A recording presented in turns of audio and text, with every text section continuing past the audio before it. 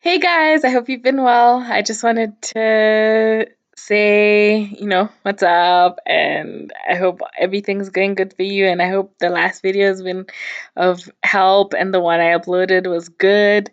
I thought maybe today I could talk about the books that I love and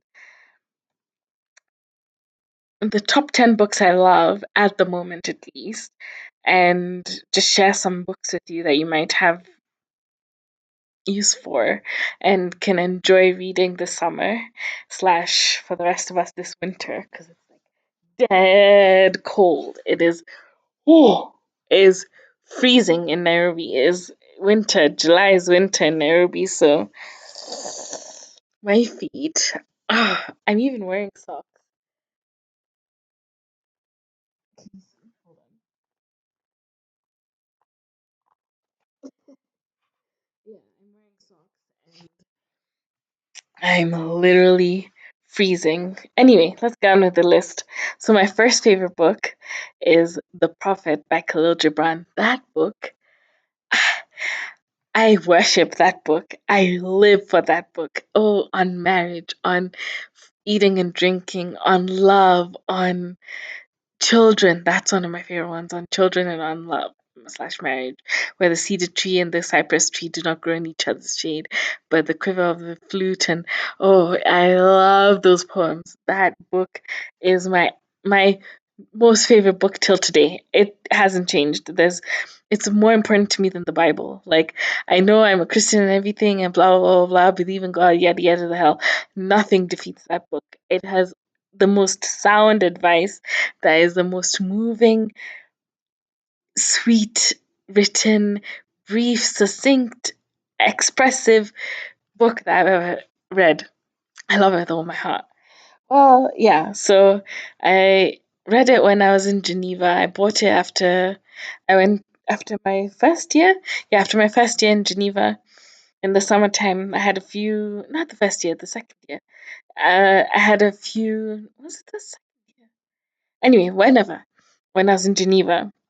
And I literally had some time off after final classes in June, and it was summertime for July and August before classes were gonna start in September. And I thought, oh man, I've got to buy it. And I read it, and I just thought, oh my god, oh my god, I miss my dad so much. If he was there, he'd love that book. He used to read like every day of his life. He'd be reading a new book, a new book, a new book. So I miss him so much. But I thought that I'd share with you that book because that's my favorite one, my absolute favorite one. It has never changed. It's my top book. I don't think anything can get out of number one list anyway. But yeah, I guess my second favorite book is The Alchemist by Paulo Coelho. That used to be my favorite book until Khalil Gibran came along. Paulo Coelho is magical. It's written so sweetly. It's about this guy who goes on a trip from Spain to Morocco in a quest for some treasure, and he meets these omens and signs from a kind of guide, spirit guide, is what I'd say.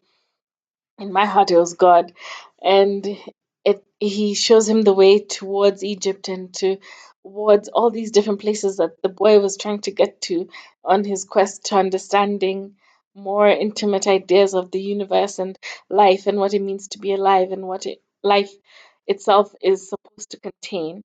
So it starts off like that and it ends in Egypt slash wherever else the boy was going to. I don't want to spoil it if some of you haven't read it, but it is so good. It is so good. It's not so long, but it is captivating. I've read it like 5 times, and every single time I'm still jittery at the end. So, and I read it within like a day. Like you read like half the book in like a day, you can do it in without missing the good feelings that it brings. That you don't want to finish reading the book, you don't want it to go too fast, you don't want it to go too slow. Oh man, that is my favorite, second favorite book. But I guess um I read it when I was in high school, and my friend told me about it, and I was like, he's my best friend forever now because that book literally changed my life. But he kept saying, Quay, you seem like someone who's gonna make it really big and be a big person in life. You have to read this book. It's about finding your lost treasure and stuff like that, and having dreams, visions, reading omens, and obeying the laws of life anyway, and the laws of the land, what life entails as not what God has put as commandments, but to obey the nature's law and also still have the ability to thrive in the spiritual world and believe in God and have faith in what you want to achieve. So it's really one of my favorite books. The next one is the C.P. Cavafy poetry. It's a select book of selected poems, and I read it when I was in Greece. I went on vacation to Ia in Santorini, and I was there because it was my graduation present for graduating uni with my dual degree. I did business and not history, international relations, double major, and I got not cum laude, and I was part of the Kappa Phi Nu or whoever they are. And I became like a scholar and all this stuff and blah blah blah blah. And I was gonna continue on with my MBA and stuff, but after that I moved on to a different school, blah blah blah. But I read that book when I was in Greece, and it has never stopped being so important to me. The poetry is Mwah. I can't even. It's so good, moving, and it's also about like these first three books are like life changing books. Like if you want stuff that helps you with advice on life and how to. Has curly, if you can see it, a little bit wavy and stuff. But yeah, so those three books are amazing, and like C.P. Cavafy is a Greek poet, and I read his books when I was there. It was recommended by the bookshop in Ia, and I loved every single bit of it. Like there's one poem about Lystrodians and how you won't meet them if you don't bear them in your spirit, and I thought it's kind of like what God says, like if you keep your mind on the right things, you don't see a lot of the bad. And it's not so haughty as to,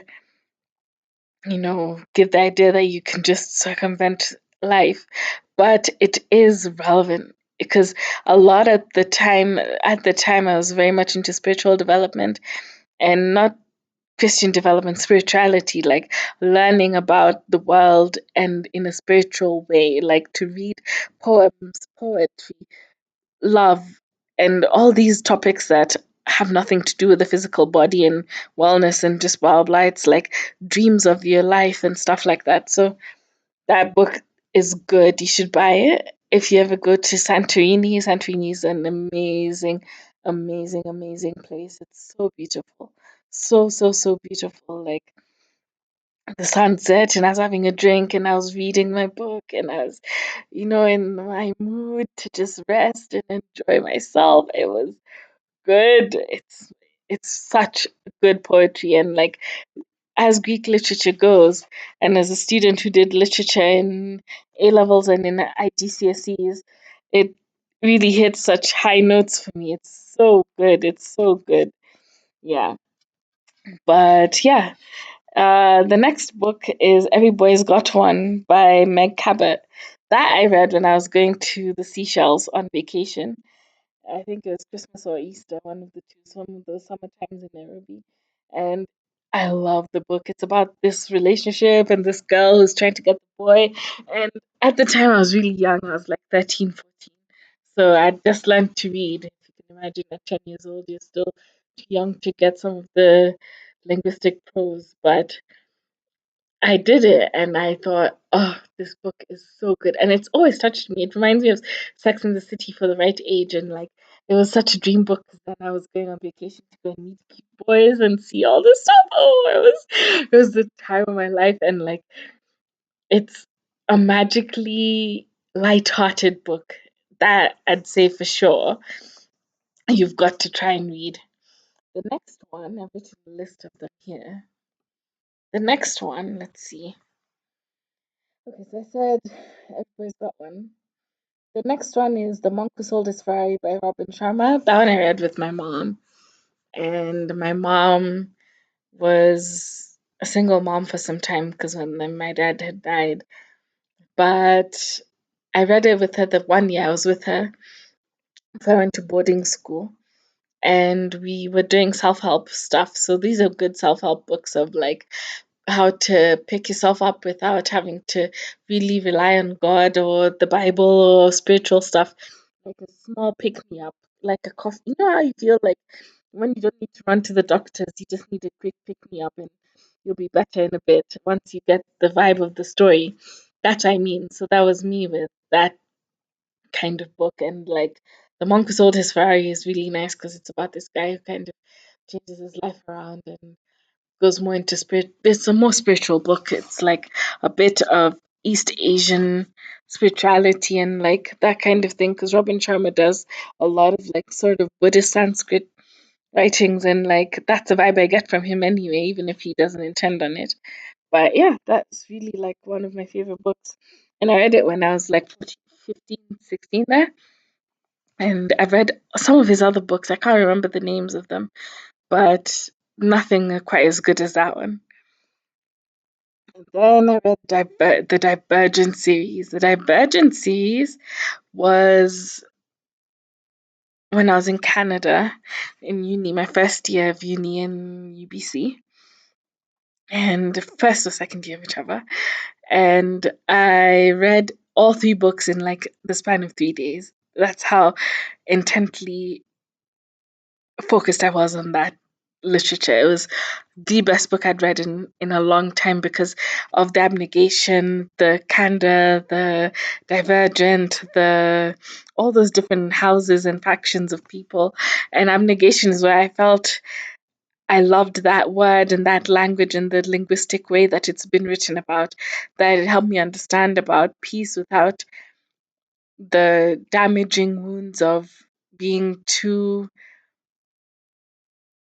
battered up in description, and to meet life in a more well a more I say for English people like clickety clackety, so that you have the language meet the item it needs to express instead of being like activists where like sometimes they push the envelope on being a bit too aggressive in their language so that they don't get the message across as good.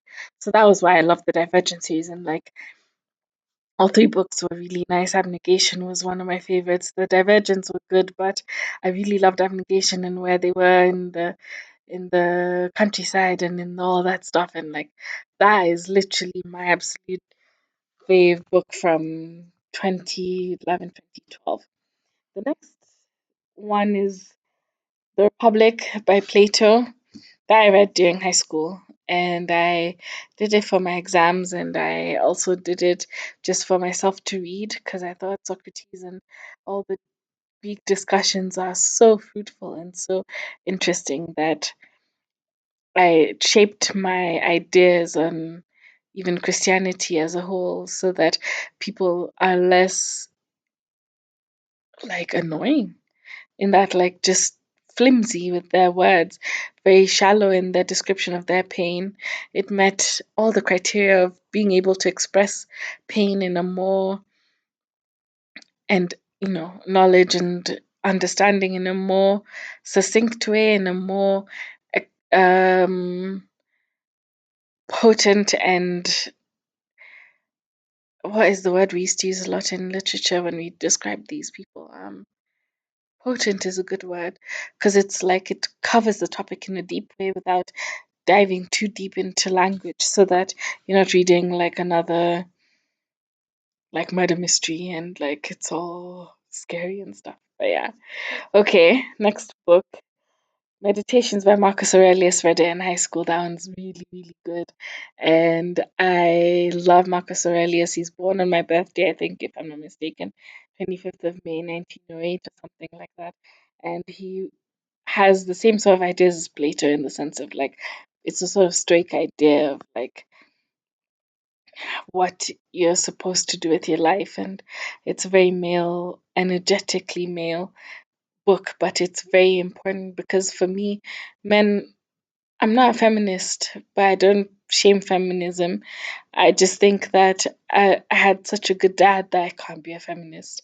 There's no day I'd fight for women's rights without fighting for men's rights. So I'm a mixed bag. And Kenyans usually are like that. They're funny about their men being picked apart for fun or forgotten when, you know, clearly we do well with a mixed bag of just proper justice in general instead of being femme and not really getting the point across altogether.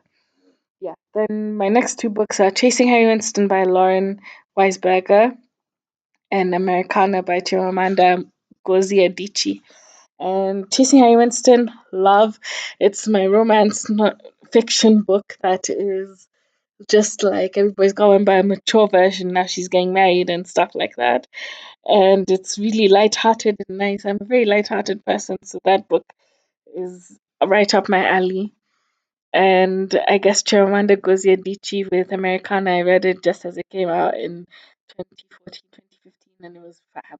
As an African, to tell the story of Africans in America and that kind of thing, it's amazing.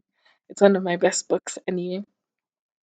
But this list is subject to change. These are my top 10 for now, subject to change, but except for the prophet.